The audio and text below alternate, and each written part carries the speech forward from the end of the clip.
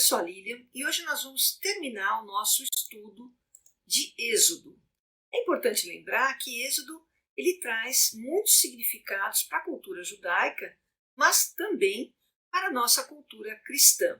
Por isso a gente gastou bastante tempo para falar sobre o Êxodo e tudo que aconteceu por lá. E também nós vamos falar do livro, terceiro livro, que é o Levítico, que é um livro de normas, mas que está muito ligado ao Êxodo porque ele retrata esse período em que o povo israelita ficou morando ali em torno do Monte Sinai. Então, vamos lá? Bom, o que você já sabe é que teve, depois do Mar Vermelho, teve toda aquela travessia do deserto e naquele período, eles já saíram dali, todo mundo celebrando, aniquilamos os nossos opressores, os egípcios morreram todos na travessia do Mar Vermelho. E logo em seguida, quando eles chegaram numa região chamada Mara, depois de umas 2 semanas, eles já estavam reclamando que não tinha água. Mara, inclusive, quer dizer amarga, né? Daquela região não tinha água, que estava faltando comida, se eles soubessem que eles iam morrer no deserto, eles preferiam ficar lá no Egito. Então, é complicado, né? Fora isso, eles tiveram que enfrentar os amalecitas. Amaleque era o neto de Esaú, não sei se vocês lembram, Esaú e Jacó eram irmãos, filhos de Isaac. Enfim, era um povo que ficou naquela região, enquanto os filhos de Jacó foram se abrigar no Egito, no tempo de José. E é nesse período que Deus manda o maná dos céus. Então o povo é alimentado, Moisés bate na rocha com a sua vara e ali passa a ser uma fonte de água limpa. Você tem as codornizes que aparecem no deserto, eles podem se alimentar. Então Deus não os abandona, e apesar do chororô da turma. E aí, finalmente, eles montam um acampamento no Monte Sinai e ali passam a viver. Moisés, então, diz o desejo de Deus para com aquele povo, dizendo, olha, Deus quer morar conosco, Ele quer viver conosco. Então, gostaria de fazer uma aliança com vocês. E o povo, os anciãos, e todos dizem sim, queremos essa aliança com Deus. E Moisés fica muito feliz, mas nada é tão perfeito. Por quê? Sempre tinha problema. Imagina milhares de pessoas acampadas, todas juntas. Tinha muito problema. Então Jetro, sogro do Moisés, aconselhou a ele, olha, divide aí em juízes, olha, você vai cuidar de um grupo de 1000 pessoas, 100 pessoas, enfim. E os grandes problemas eles tragam para você, o resto eles resolvem entre eles, porque você passa o dia inteiro resolvendo uma caixinha.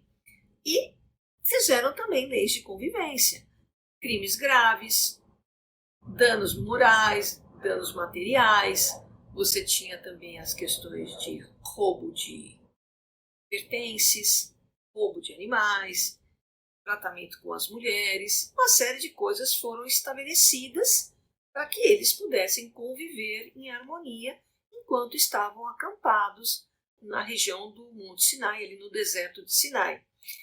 E o que acontece? Então, Moisés sobe com Josué. Josué é uma figura importante, ele vai depois substituir Moisés, inclusive tem um livro de Josué, que é aquele que leva o povo e consegue chegar com o povo realmente na Terra Prometida. E eles sobem no Monte Sinai, e lá no Monte Sinai, eles recebem as instruções, como construir a Arca da Aliança, como preparar a mesa para os sacrifícios, a mesa de pães, da unção dos óleos. Enfim, ele recebe uma série de instruções, inclusive para a construção da morada, do santuário, onde Deus iria morar entre eles. Essa morada, veja, faz muita reflexão com o período do Gênesis, em que Deus habitava ali o Éden e ele convivia e caminhava com Adão. Então, olha o desejo de Deus de voltar a conviver conosco.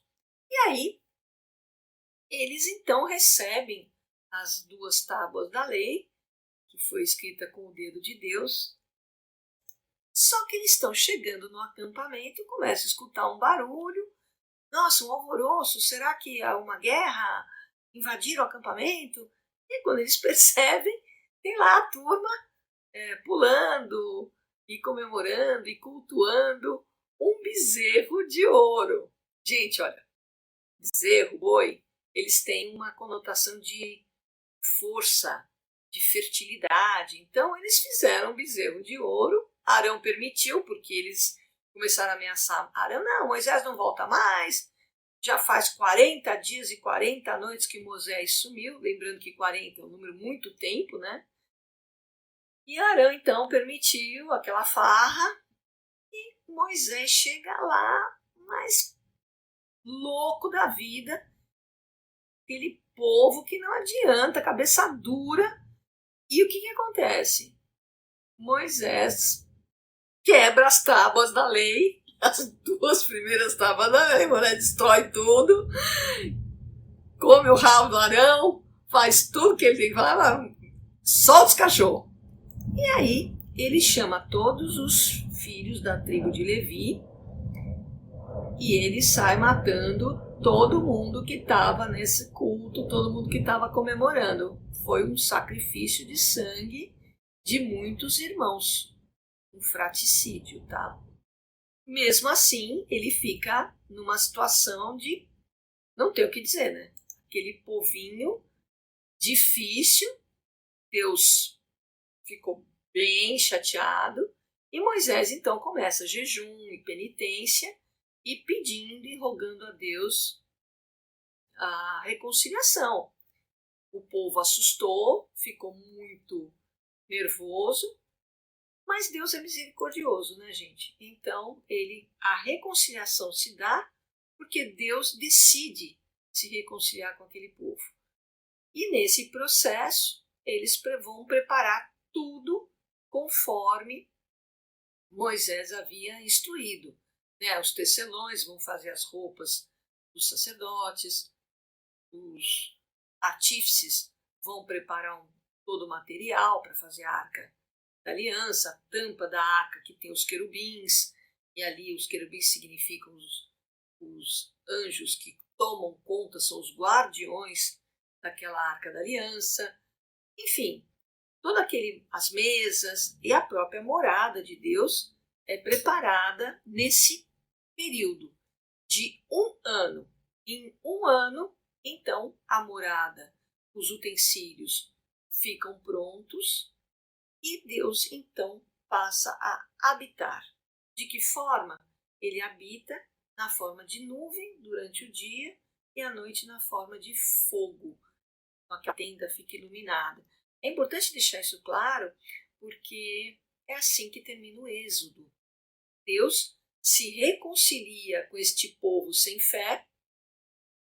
Moisés constrói a morada de Deus fora do acampamento, porque eles não merecem a morada, o tabernáculo, o santuário de Deus no acampamento. Então ele vai para fora do acampamento e toda vez que ele precisa fazer sacrifícios, holocaustos, oblações, ele vai até a tenda e Deus o chama quando ele pode entrar então no santuário.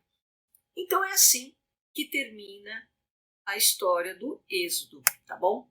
Então aqui só para mostrar para vocês, lembra que eles atravessaram ali na região de Piairote, o Mar Vermelho, e aí foram descendo, chegaram até Mara, não tinham água, começaram a reclamar, chegaram no deserto de Sim, também não tinham comida, e aí já estava aquele chororô e todo mundo não aguentava mais, e Moisés, por que você fez isso com a gente devia ter ficado lá no Egito, que a gente não passava tão perrengue. E aí então Deus manda o maná dos céus, ele manda fontes de água onde Moisés bate na rocha, ele manda as codornizes. Em Refidim, ao ataque de Amaleque, ele luta contra o povo israelita e finalmente eles ganham a batalha e podem então acampar no Monte Sinai, onde eles vão ficar ali por 2 anos, cerca de 2 anos eles vão ficar, tá bom? A estadia no deserto, ela é retratada então no Êxodo, essa questão toda, e também no Levítico. Mas o Levítico é um livro sobre legislação, é um livro de leis. Ele é o terceiro livro da Bíblia, vem logo depois do Êxodo, e ele fala exatamente sobre isso, os ritos, as consagrações, as questões de como apresentar os sacrifícios, os pães, as oferendas, como fazer a consagração do óleo sagrado, como se purificar. Veja, é um livro que você coloca muito a questão da santidade e da pureza. Veja, eles estão habitando junto com Deus. Então, é preciso que eles estejam puros. Ser santo como o vosso Senhor é santo. E no Êxodo ele já coloca essa frase. Então, é preciso que eles também trabalhem toda essa pureza. Vão entrar no santuário, lavar os pés, lavar as mãos. Enfim, é todo um ritualismo, preceitos, proibições, toda essa questão das atribuições dos sacerdotes. Então, a casa de Levi, ela se destaca das outras casas. Inclusive, definição de dízimo. Eles recebem esse dinheiro para fazer o trabalho de cuidar da morada do Senhor. Então, tudo isso vai sendo definido no Levítico. E, finalmente, a questão dos sacrifícios também é definido. A temática da celebração da aliança através dos sacrifícios. Então, o sacrifício ele tem duas conotações bem distintas. Tem a conotação de celebrar a aliança em agradecimento pela libertação do Egito, mas também ele tem a conotação de penitência. Então, se você pecou, você oferece um sacrifício, 2 rolinhas. Se for um pecadinho maior, um carneirinho. Se for um pecadão, já põe um bezerro lá, um novilho. Então, assim, dependendo do pecado, você também oferece sacrifícios. Para terminar, eu gostaria de dizer que esses escritos da Torá, dos 5 livros do Pentateuco, eles foram compilados, e o Levítico, inclusive, depois do retorno dos judeus do exílio.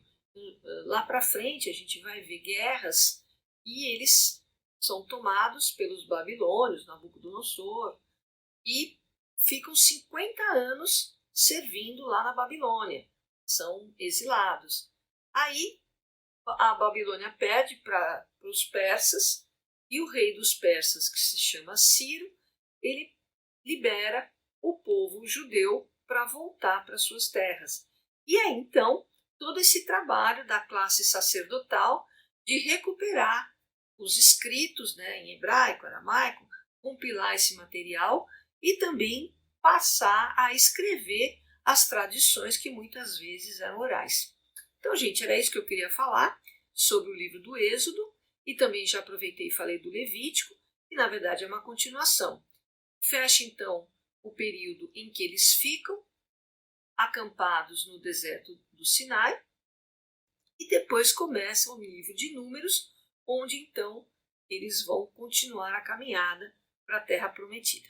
Espero que vocês tenham gostado e até o nosso próximo estudo. Até lá! Obrigada por chegar até aqui. Se gostou, deixe seu like, se inscreva no canal, escreva seus comentários, dúvidas e sugestões. E até o próximo encontro.